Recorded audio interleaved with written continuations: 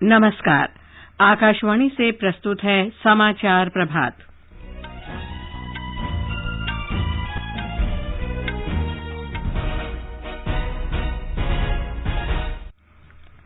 प्रधानमंत्री नरेंद्र मोदी ने कहा, भारतीय लोकतंत्र के लिए सबसे बड़ा खतरा वंशवादी पार्टियां।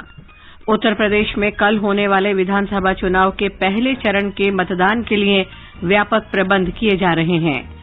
मणिपुर विधानसभा के 5 निर्वाचन क्षेत्रों में 487 मतदान केंद्र पूरी तरह महिला कर्मचारियों द्वारा संचालित होंगे। त्रिपुरा सरकार ने राज्य में गर्भवती महिलाओं के लिए विशेष कोविड टीकाकरण अभियान शुरू किया।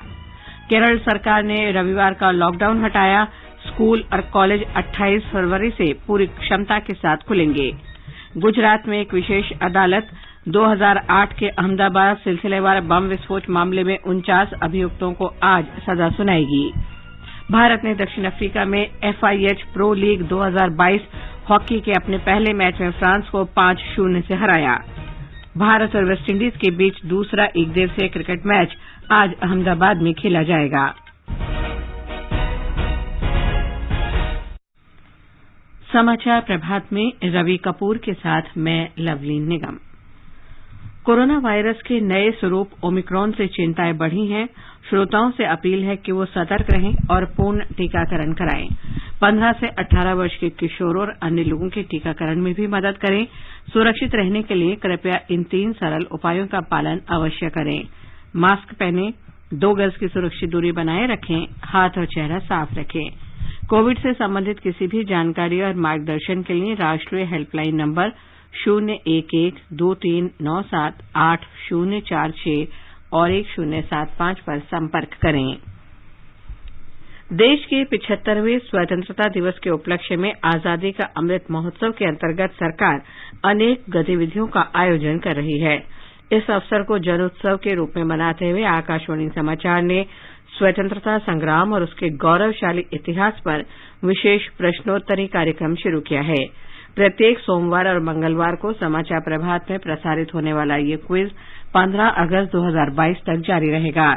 भारतीय डाक विभाग अमृत महोत्सव क्विज में आकाशवाणी समाचार के साथ सहयोगी के रूप में शामिल है। कल के अमृत महोत्सव क्विज का प्रश्न था, उस महान स्वतंत्रता सेनानी का नाम बताएं जो त्रावणकोर की झांसी की रानी के नाम से विख्यात थीं। इस प्रश्न का सही उत्तर है अक्कम्मा चेरियन। आकाशवाणी समाचार को दुनिया भर से बड़ी संख्या में श्रोताओं से इस प्रश्न का उत्तर मिला है और हमारे भाग्यशाली विजेता हैं हरियाणा से सोनीपत की वर्षा। मेरा नाम वर्षा है। मैं BSc तृतीय वर्ष की छात्रा हूँ। मैं बचपन से ही ऑल इंडिया रेडियो के विभिन्न कार्यक्रमों को सुनती आ रही हूँ। आजादी का अमृत महोत्सव एक अद्वितीय कार्यक्रम है जो न केवल हमारे ज्ञान में वृद्धि करता है बल्कि हमें हमारे स्वतंत्रता संग्राम के हर क्षण को महसूस करने का आनंद भी देता है। हमारे स्वतंत्रता सेनानियों की अदम्य भावना और अदम्य साहस हमें हमेशा प्रेरणा देता रहा है और हमारे देश की सेवा करने का एक जुनून भी पैदा करता रहा है। अमृत महोत्सव क्विज का अगला प्रश्न सोमवार 14 फरवरी को पूछा जाएगा। आइए आकाशवाणी समाचार के साथ अमृत महोत्सव क्विज में भाग लेकर देश के 75वें स्वाधीनता दिवस समारोह में शामिल हों। और अब समाचार विस्तार से। प्रधानमंत्री नरेंद्र मोदी ने कहा है कि भारतीय लोकतंत्र के लिए सबसे बड़ा खतरा वंशवादी पार्टियां हैं। उन्होंने कहा कि जब किसी राजनीतिक पार्टी में एक परिवार का वर्चस्व हो जाता है तो पार्टी अपनी प्रासंगिकता खो देती है। कल राज्यसभा में राष्ट्रपति के अभिभाषण के धन्यवाद प्रस्ताव पर जवाब देते हुए श्री मोदी ने कहा कि कांग्रेस आज कठिनाई का सामना कर रही है क्योंकि वो वंशवाद की राजनीति से ऊपर नहीं उठ पाई। डेमोक्रेसी डिबेट ये भारत में सदियों से चल रहा है और कांग्रेस की कठिनाई ये है, डायनेस्टी के आगे उन्होंने कुछ सोचा ही नहीं। और जो डेमोक्रेसी की बात करते हैं ना, वो जरा समझे, भारत के लोकतंत्र को सबसे बड़ा खतरा परिवारवादी पार्टियों का है, ये मानना पड़ेगा। और पार्टी में भी जब कोई परिवार सर्वोपरि होता है तब सबसे पहली कैजुअलिटी टैलेंट की होती है। देश के संघीय ढांचे को मजबूत करने की अपनी प्रतिबद्धता जताते हुए प्रधानमंत्री ने कहा कि भारत की प्रगति तब और मजबूत होगी जब देश के विकास को ध्यान में रखते हुए क्षेत्रीय आकांक्षाओं को पूरा किया जाएगा। उन्होंने कहा कि जब राज्य उन्नति करते हैं तो देश प्रगति करता है। श्री मोदी ने कहा कि जीएसटी परिषद का गठन देश के मजबूत संघीय ढांचे का सबसे बड़ा उदाहरण है। प्रधानमंत्री ने कहा कि देश पात्र आबादी के 100% टीकाकरण की दिशा में आगे बढ़ रहा है। उन्होंने कहा कि 130 करोड़ भारतीयों की इच्छाशक्ति के कारण दुनिया भारत के प्रयासों की प्रशंसा कर रही है। हेल्थ केयर वर्कर्स, हमारे वैज्ञानिक, इन्होंने जो काम किया है उसकी सराहना करने से भारत की प्रतिभा तो खिलेगी, लेकिन इस प्रकार से जीवन खपाने वाले लोगों का भी हौसला बुलंद होगा और इसलिए सदन बड़े गौरव के साथ उनका अभिनंदन करता है, उनका धन्यवाद करता है। श्री मोदी ने कहा कि कोविड महामारी के दौरान 80 करोड़ से अधिक गरीबों को निःशुल्क खाद्यान्न उपलब्ध कराया गया है। इस कोरोना काल में 80 करोड़ से भी अधिक देशवासियों को मुफ्त राशन की व्यवस्था, चूल्हा कभी न जले ऐसी स्थिति पैदा न हो, ये काम भारत ने करके दुनिया के सामने एक उदाहरण पर इसी कोरोना काल में लाखों परिवारों को, गरीबों को पक्का घर देने के अपने वादे की दिशा में हम लगातार चलते रहे और आज गरीब का भी घर खर्चा लाखों में होता है। जितने करोड़ों परिवारों को एक घर मिला है ना, हर गरीब परिवार आज लखपति कहा जा सकता है। प्रधानमंत्री ने कहा कि किसानों ने अत्यधिक फसल का उत्पादन किया है और न्यूनतम समर्थन मूल्य पर रिकॉर्ड खरीद की गई है। केंद्रीय गृह मंत्री अमित शाह ने कहा है कि श्री रामानुजाचार्य की स्टैच्यू ऑफ इक्वालिटी आने वाले वर्षों में पूरे विश्व को विशिष्टाद्वैत, समानता और सनातन धर्म का संदेश देगी। हैदराबाद में स्टैच्यू ऑफ इक्वालिटी देखने के बाद श्री शाह ने कहा कि श्री रामानुजाचार्य के आदर्श और उपदेश आज भी प्रासंगिक हैं और वे आने वाली पीढ़ी को प्रेरित करते रहेंगे। उन्होंने हैदराबाद के पास मुचिंतल में 11वीं शताब्दी के भक्ति संत के 1000वें वर्षगांठ समारोह में विशेष प्रार्थना की। Statue of equality Shri Ramanujacharya के स्मरण में स्थापित की गई है, जिन्होंने समुदाय, जाति और धर्म सहित जीवन के सभी पहलुओं में समानता के विचार को बढ़ावा दिया। उत्तर प्रदेश में विधानसभा चुनाव के पहले चरण के लिए सभी प्रबंध किए जा रहे हैं। इस चरण में कल पश्चिमी उत्तर प्रदेश की 58 सीटों पर वोट डाले जाएंगे। ब्यौरा हमारे संवाददाता से।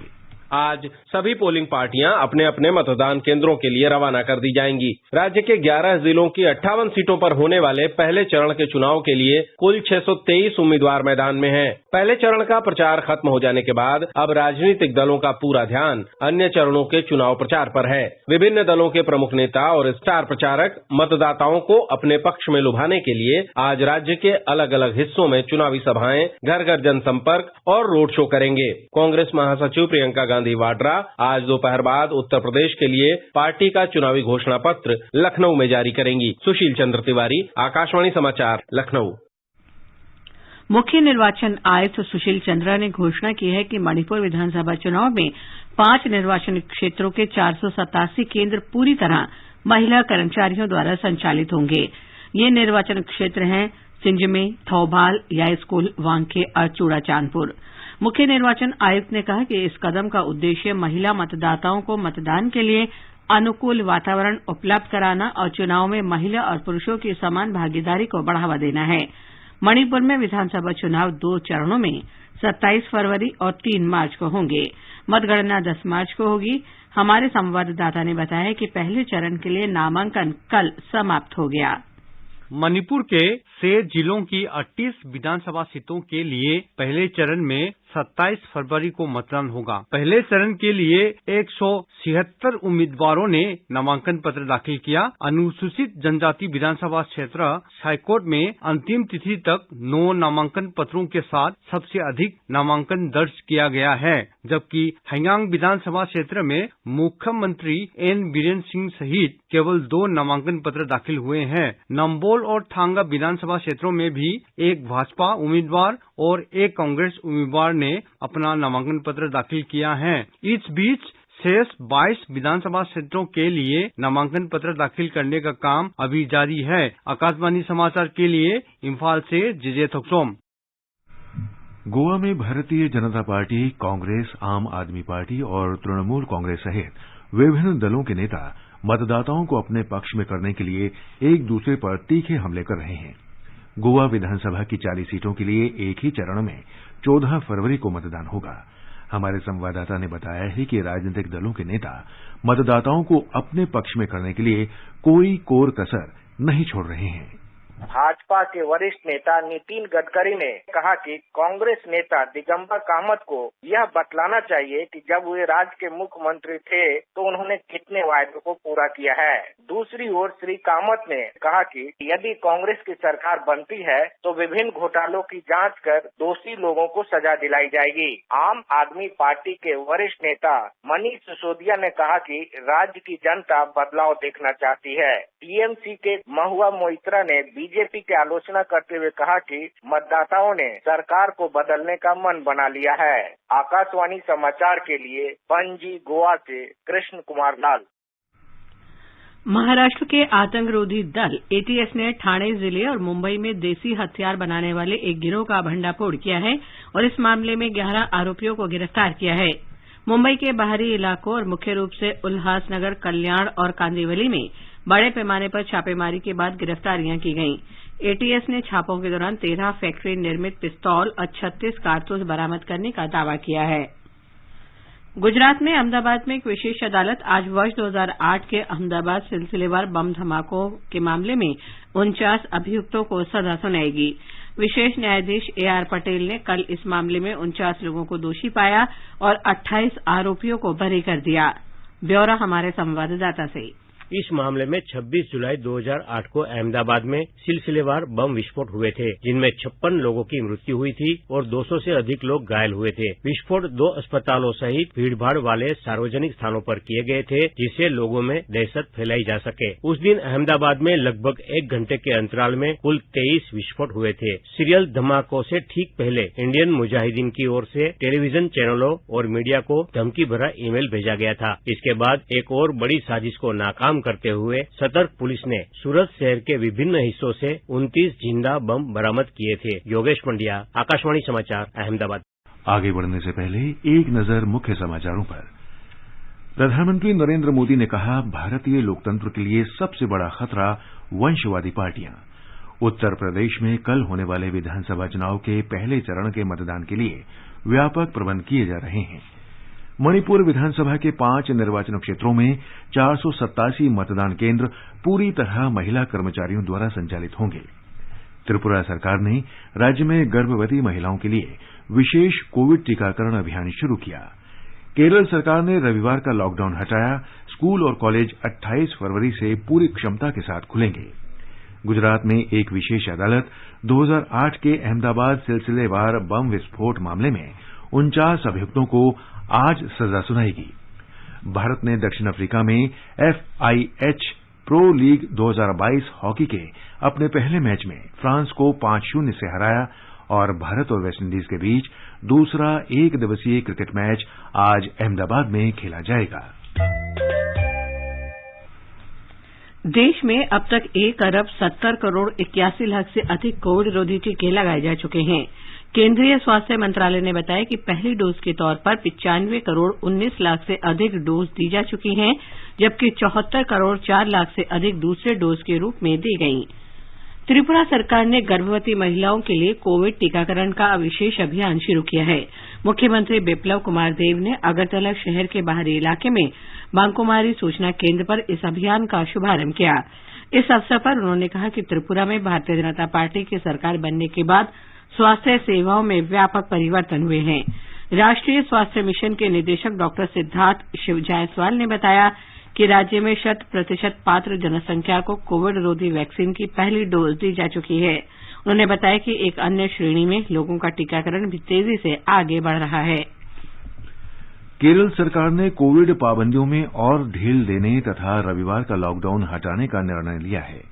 राज्य सरकार ने 28 फरवरी से स्कूलों को फिर खोलने और पूरी क्षमता के साथ कक्षाएं संचालित करने की घोषणा की है। तब तक सभी कक्षाएं 50% उपस्थिति के साथ चलेंगी।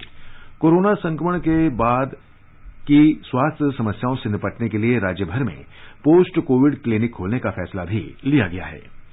महाराष्ट्र में कल 6107 लोगों में कोविड संक्रमण की पुष्टि हुई। इसके साथ ही राज्य में कोविड से संक्रमित मरीजों की संख्या 78,16,243 हो गई है। राज्य में स्वस्थ होने की दर 96.89% है, जबकि मृत्यु दर 1.83% हो गई है। स्वास्थ्य मंत्री डॉक्टर मनसुख मांडविया ने कहा है कि अब तक 15 से 18 वर्ष की आयु के 5 करोड़ से अधिक युवाओं को टीके की पहली खुराक दी जा चुकी है। श्री मांडविया ने युवा शक्ति की सराहना की और कहा कि यंग इंडिया इस महामारी से पूरे जोश के साथ लड़ रहा है। मेघालय में प्रतिबंधित उग्रवादी संगठन हाईनीव ट्रैप नेशनल लिबरेशन काउंसिल एचएनसीएल ने एक बार फिर बिना किसी शर्त के शांति वार्ता करने का फैसला किया है। एक बयान में एचएनसीएल के महासचिव और प्रचार सचिव सैनकपुर नोंगोत्रो ने कहा कि पिछले कुछ दिन में अन्य लोगों और सामाजिक संगठनों से अनुरोध मिलने के बाद उन्होंने मेघालय सरकार और केंद्र सरकार के साथ शांतिपूर्ण समझौता करने का फैसला किया है। बयान में कहा गया है कि वो भारतीय संविधान के दायरे में बात करने और बिना किसी पूर्व शर्त के बातचीत को तैयार हैं। एचएनएलसी ने सरकार से वार्ता के लिए आधिकारिक तौर पर तुरंत एक वार्ताकार नियुक्त करने का आग्रह किया है। यह संगठन हाल के दिनों में शहर में सिलसिलेवार बम विस्फोटों के लिए जिम्मेदार रहा है। FIH pro league 2022 hockey tournament में भारत ने शानदार तरीके से अपना अभियान शुरू किया है। भारत ने कल दक्षिण अफ्रीका में पहले मैच में फ्रांस को 5-0 से हरा दिया। भारत ने दूसरे क्वार्टर के 8 मिनट में 3 गोल और तीसरे क्वार्टर में 2 गोल करके मैच जीत लिया। भारत की ओर से हरमनप्रीत सिंह, वरुण कुमार, शमशेर सिंह, मनदीप सिंह और आकाशदीप सिंह ने गोल किए। आज दूसरे मैच में भारत का मुकाबला दक्षिण अफ्रीका से होगा। ये मैच भारतीय समय के अनुसार रात में 9:30 बजे खेला जाएगा। भारत और वेस्टइंडीज के बीच 3 एक दिवसीय क्रिकेट मैचों की श्रृंखला का दूसरा मैच आज अहमदाबाद में नरेंद्र मोदी स्टेडियम में खेला जाएगा। ये मैच दिन में 1:30 बजे शुरू होगा। भारत श्रृंखला में 1-0 से आगे है और आज का मैच जीतकर श्रृंखला अपने नाम करने की कोशिश करेगा। उप कप्तान KL राहुल और मयंक अग्रवाल भारतीय टीम में शामिल हो गए हैं। ये दोनों खिलाड़ी पहले मैच के दौरान भारतीय टीम में नहीं थे। इस बीच तेज गेंदबाज नवदीप सैनी भी कोविड की जांच रिपोर्ट नेगेटिव आने के बाद टीम में वापस आ गए हैं। आजादी का अमृत महोत्सव के हिस्से के रूप में आकाशवाणी समाचार स्वतंत्रता आंदोलन से संबंधित 75 कड़ियों का कार्यक्रम निशान प्रसारित कर रहा है। इसका प्रसारण प्रत्येक बुधवार को परिक्रमा कार्यक्रम में शाम 4:45 पर किया जाता है।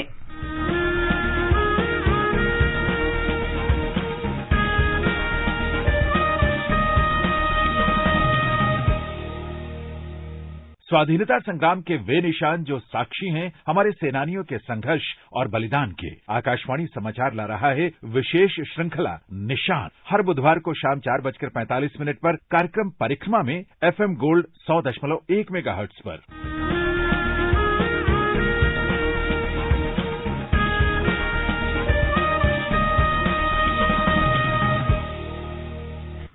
आजादी के अमृत महोत्सव के अंतर्गत आइए अब सुनते हैं आकाशवाणी की विशेष प्रस्तुति आजादी का सफर। आजादी का अमृत महोत्सव।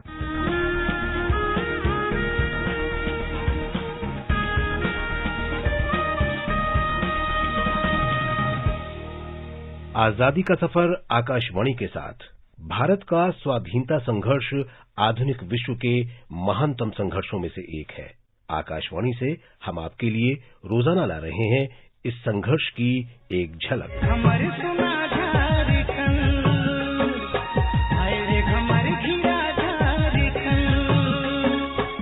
आज की कड़ी में हम आदिवासी स्वाधीनता सेनानी तेलंगा खड़िया को याद कर रहे हैं। उनका जन्म 9 फरवरी 1806 को वर्तमान झारखंड में गुमला जिले में हुआ था। तेलंगा को क्रांतिकारी विचारों और समाज सेवा के प्रति समर्पण के लिए जाना जाता है। उन्होंने 1850 से 1860 के दौरान छोटा नागपुर क्षेत्र में अत्याचार और आदिवासियों को भूमि से बेदखल करने के विरोध में अंग्रेजों से लोहा लिया।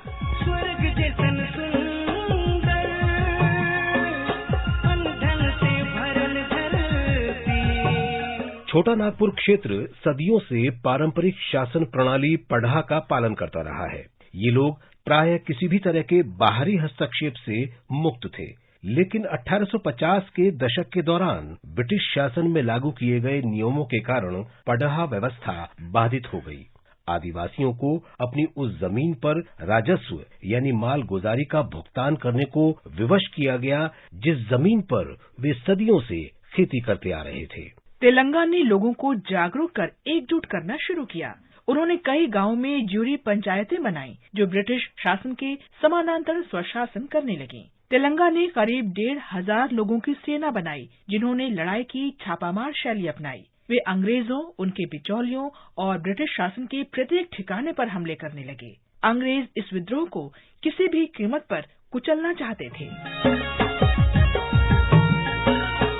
लेकिन तेलंगा खड़िया अत्यधिक सतर्क रहते थे और जंगलों में रहते हुए सभी गतिविधियों पर नियंत्रण रखते थे। लेकिन एक बार जब तेलंगा ग्राम ज्यूरी पंचायत की बैठक में व्यस्त थे तो जमींदार के एजेंट ने ये सूचना अंग्रेजों तक पहुंचा दी और अंग्रेजों ने तेलंगा को गिरफ्तार कर लिया। उन्हें लोहरदग्गा जेल भेजा गया। इसके बाद तेलंगा को कलकत्ता जेल भेज दिया गया जहां उन्होंने 18 वर्ष की सजा काटी।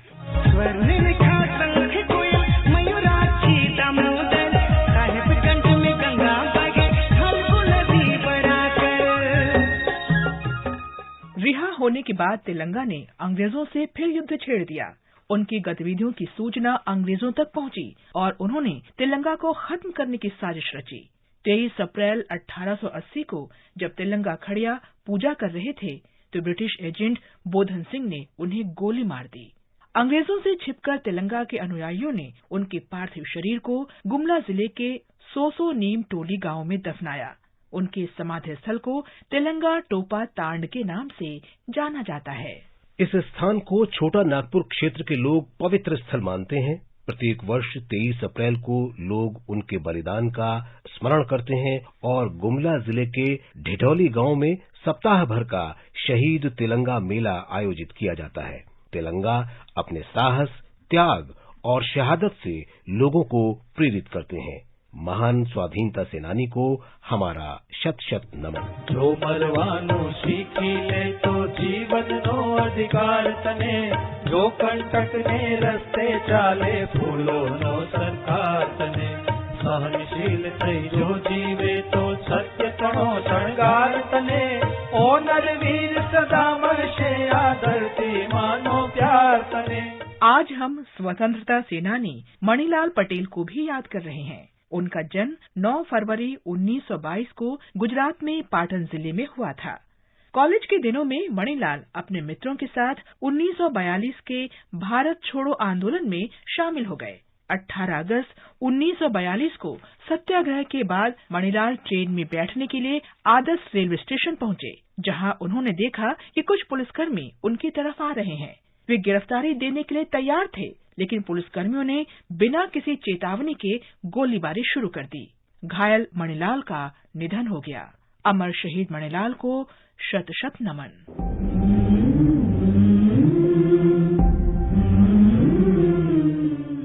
इसके साथ ही आजादी का सफर आकाशवाणी के साथ की ये कड़ी संपन्न होती है। कल फिर मिलेंगे नई कड़ी के साथ।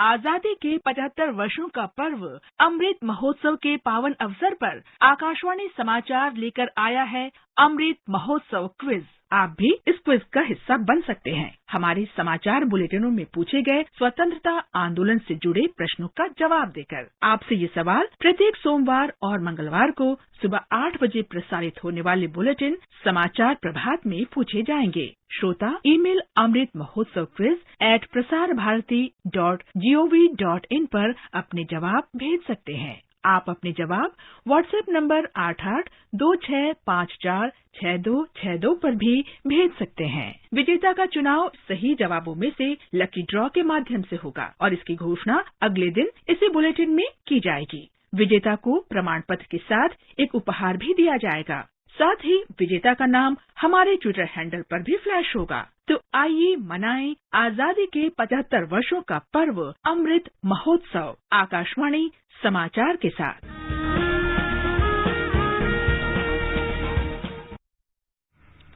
आजादी का अमृत महोत्सव के लिए सभी उपभोक्ताओं को शुभकामनाएं। हालांकि हॉलमार्क सोने की शुद्धता सुनिश्चित करता है। हमेशा हॉलमार्क वाले सोने के आभूषण खरीदें। उपभोक्ता संबंधित किसी भी शिकायत के लिए कृपया राष्ट्रीय उपभोक्ता हेल्पलाइन के टोल फ्री नंबर 14404 पर संपर्क करें। उपभोक्ता मामले विभाग भारत सरकार द्वारा जनहित में जारी। जागो ग्राहक जागो। और अब एक नजर आज के मौसम पर। राष्ट्रीय राजधानी दिल्ली में वर्षा होने या गरज के साथ बौछारें पड़ने और तेज हवा चलने के आसार हैं। मुंबई, चेन्नई और कोलकाता में सुबह कोहरा छाया हुआ है, बाद में आंशिक बादल छाए रह सकते हैं। इन महानगरों में न्यूनतम तापमान 13 और अधिकतम 31 डिग्री सेल्सियस तक रह सकता है। श्रीनगर और जम्मू में बादल छाए रहेंगे। जम्मू में हल्की वर्षा हो सकती है। लेह में हल्की बर्फबारी संभावना है। गिलगित और मुजफ्फराबाद में आंशिक बादल छाए रहेंगे। इम्फाल, शिलांग, आइजोल, कोहिमा और ईटानगर में बादल छाए रहेंगे और हल्की वर्षा हो सकती है। गंगटोक में बादल छाए रहेंगे और 1 या 2 स्थानों पर वर्षा हो सकती है या गरज के साथ बौछारें पड़ सकती हैं। अगरतला में सुबह कोहरा और बाद में आसमान साफ रहेगा। ये समाचार हमारी वेबसाइट newsonair.gov.in/hindi पर भी उपलब्ध हैं। और रवि, अब बताएं आज के समाचार पत्रों में क्या विशेष है। लवलीन, प्रधानमंत्री द्वारा कल राज्यसभा में राष्ट्रपति के अभिभाषण पर धन्यवाद प्रस्ताव पर चर्चा के जवाब को सभी अखबारों ने पहली खबर बनाया है। दैनिक जागरण लिखता है, प्रधानमंत्री ने कहा देश के लोकतंत्र को सबसे बड़ा खतरा परिवारवादी पार्टियों से है। पत्र लिखता है, प्रधानमंत्री ने कहा कांग्रेस की सोच पर शहरी नक्सल का कब्जा।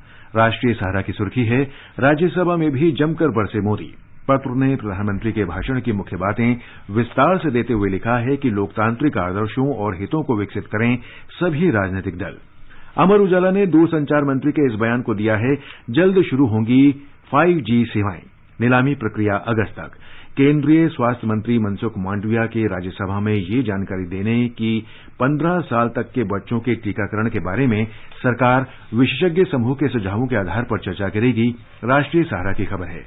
अरुणाचल प्रदेश में हिमस्खलन में फंसे 7 जवानों के शहीद होने को दैनिक जागरण ने पहले पन्ने पर देते हुए लिखा है, सेना के ये जवान 2 दिन से लापता थे। भारत की डॉक्यूमेंट्री राइटिंग विद फायर को ऑस्कर पुरस्कार की नामांकन सूची में शामिल होने की खबर को नवभारत टाइम्स ने पहले पन्ने पर दिया है।